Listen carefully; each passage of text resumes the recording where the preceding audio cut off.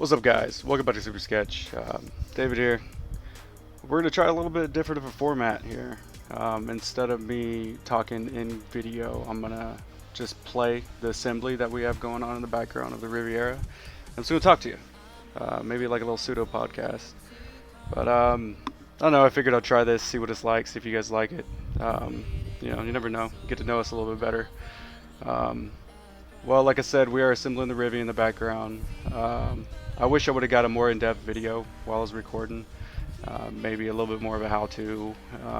But I was in a time crunch. We still had the Evo video or build going on in the background. You can see my buddy back there. I taught him how to port ahead, so he's back there porting. He's porting or gasket matching right now.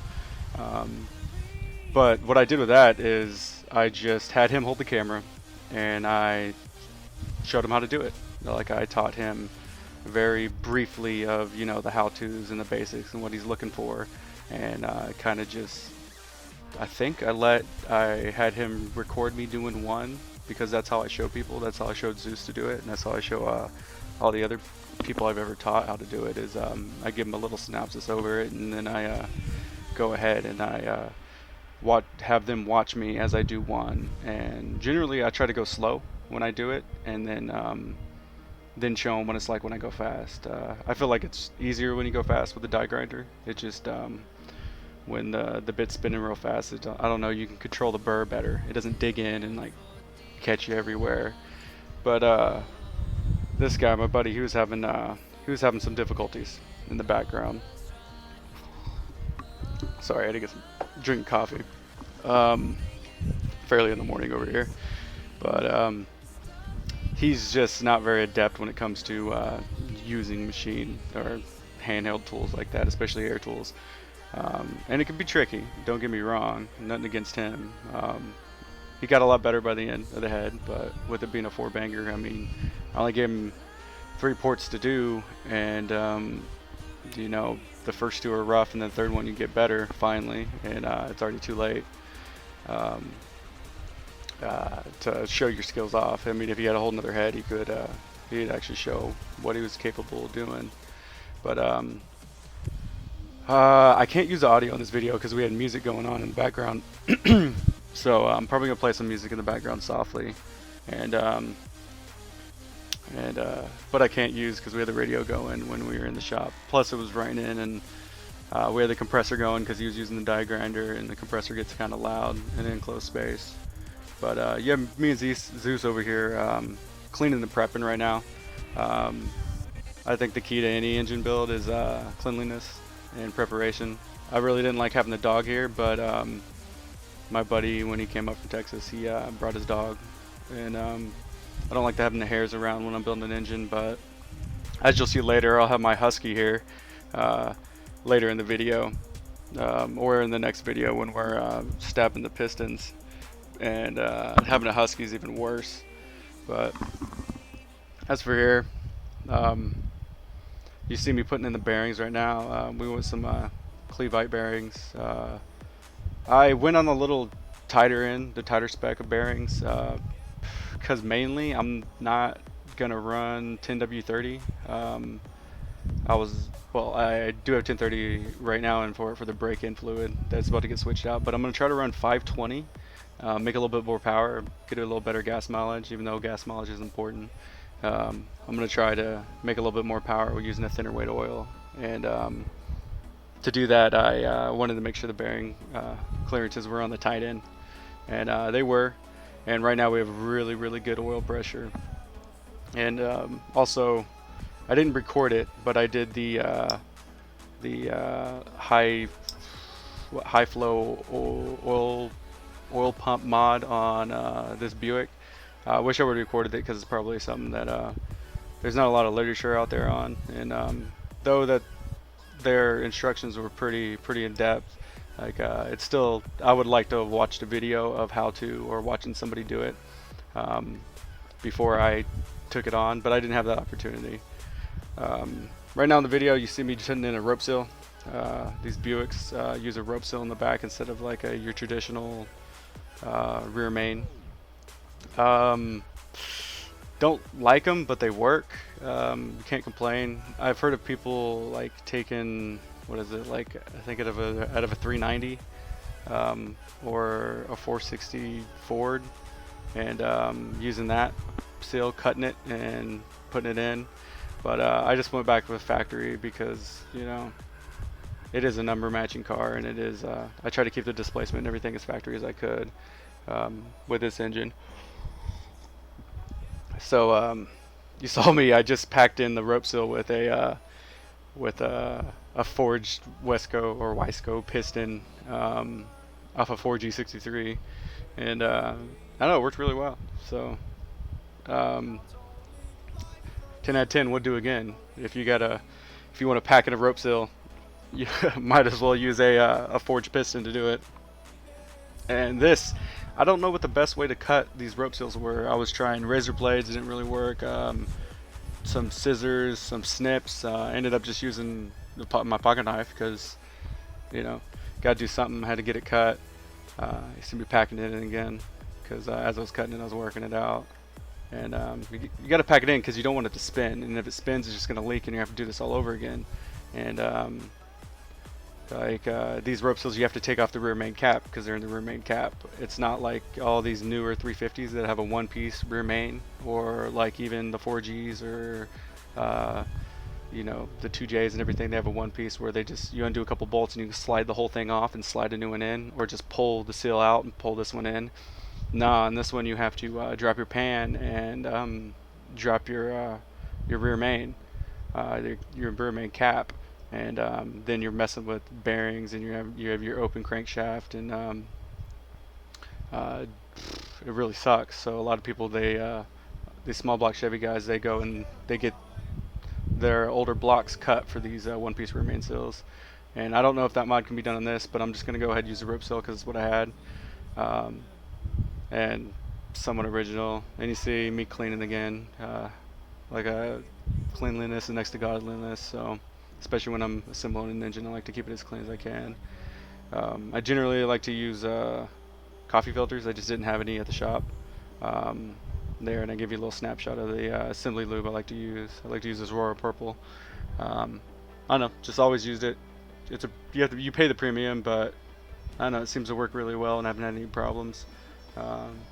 And pretty much what that is to do is to keep things lubricated enough till oil pressure builds up, and then it will just, once it heats up, it will melt into your oil and you'll get it out the first oil change.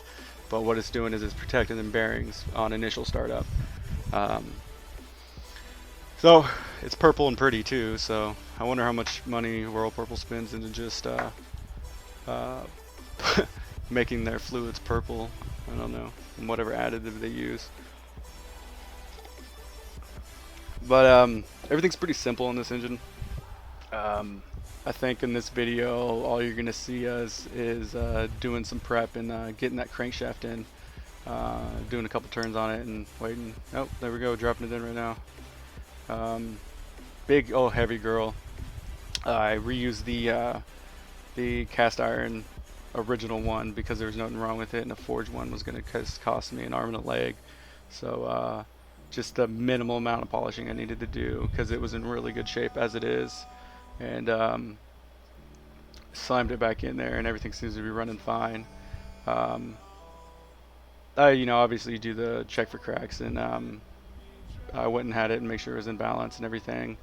I could have cleaned it up a little bit better on the diagram. You see some of the casting lines. I could have cleaned it up better. I was just I was on a time crunch here, and like I said, we were working on that that Evo motor, that 4G63, which I still have all the videos for and such, but it's, you know, find time to do a video and then pick which video to do, and this time it came out to do the Buick here, and no ARP studs. We went with the factory style bolts here for the mains. You see me putting in the bearings. Zeus is over there. He was cleaning them earlier, and he's cleaning them again. And as he's putting the bearings in, and then we're lubing them and getting them hit down. And the way I put them down is I get them in there, get them relatively snug, and then I put the bolts in, You'll see me put the bolts in, put a little oil because that's what this calls for. You know, a lot of people say use true torque and stuff, but I'm just going to go with the original. On this particular engine, I'm going to go with the original assembly guide that they had in 1970, because things were different, tolerances were different then, so I'm just going to use what they tell me to use. I could have went to ARP studs and used true torque and such, but no, we're just gonna reuse some factory stuff here.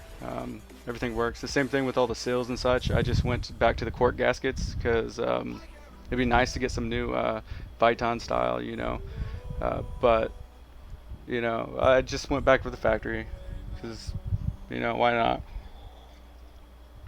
It worked then. This motor was a running motor when I tore it apart and gave it a fresh rebuild. So I was having a problem with this main cap. I didn't want to go down flush, and I even pulled it back off and pulled the bearing off, and re-cleaned everything and got it back on there. And you'll see me, I'll keep having problems with this one. This bolt won't want to go in. What I probably should have did is grab a screwdriver or a pry bar and pried the crankshaft forward, get all the end gap out of it, and then see if it would go down easier. But it's just the way the cap fit in there. Here's Zeus putting way too much assembly lube on this rear main, so much so that like, as soon as we put it down, like, it squirted everywhere, which wasn't such a bad thing. You're supposed to always put some oil or some lubricant on the mains, the seals, so they don't burn up on pre-startup before they get oiled. Here I'm using a nylon dead blow hammer, so I can swing as hard as I want and I'm not going to hurt anything. There's no use a dead blow, so there's no shock transferred over to the parts, and nylon, because nylon's softer than steel, obviously, and nylon will be softer than aluminum. You'll see me use this nylon hammer a lot on motors and disassemblies and reassemblies. I got it for like $1 at a store we have downtown that's called the Yard, and pretty much it's just a random bunch of stuff that you can use. I mean, I could walk around in there for hours and hours and hours and come out with just a gangle of stuff. But here we go. We're doing our torques on the 1970 build sheet the way they were told us to do them, and we're doing them in a 3-step period. I even did them I ran them all down snug, and then ran them all down snugger, and then tightened them to the first torque spec, and then I handed the torque wrench over to Zeus, and he's gonna put in the new torque spec, and he's gonna support the motor while we get this next torque spec down. And we're just going center out and in a crisscross pattern. That's what it called for. Always build your build sheet, but if you're taking apart or putting something together, always when you're tightening it, go center out, and when you're loosening it, go from the out in. And that's just a good rule of thumb.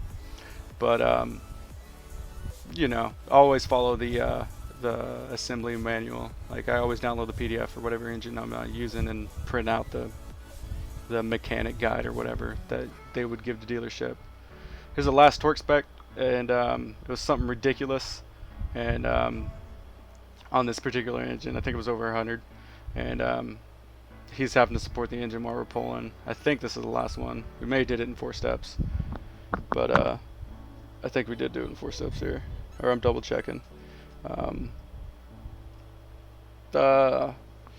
We did get the engine after we step the pistons, get the heads on will be the next video. I'll even have the videos of doing the valley tray, and, you know, putting the lifters in and getting them all clean.